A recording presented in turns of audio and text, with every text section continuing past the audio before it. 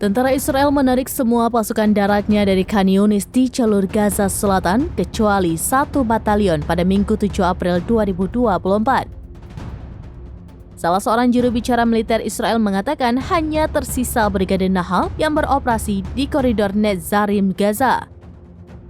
Koridor ini merupakan koridor di mana tentara Israel memutus jalur utara dari selatan untuk mencegah warga Palestina kembali ke jalur Gaza Utara. Media Israel Ma'arif membenarkan bahwa salah satu brigade tentara Israel masih berada di dalam Gaza untuk mencegah kembalinya warga Palestina ke jalur Gaza Utara.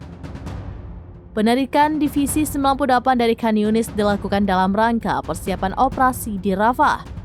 Mengutip sumber-sumber di tentara Israel, salah satu alasan penarikan tersebut adalah untuk meninggalkan Khan Yunis bagi para pengungsi Palestina yang akan diminta untuk meninggalkan Rafah.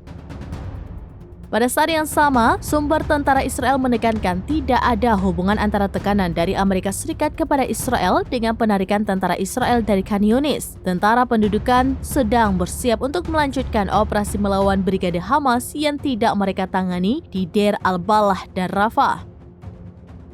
Namun sumber itu tidak mengecualikan bahwa tentara Israel dapat kembali ke Khan Yunis jika diperlukan.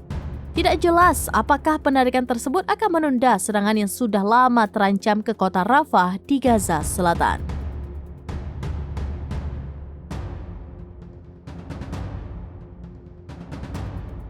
Download Tribun X sekarang, menghadirkan lokal menjadi Indonesia.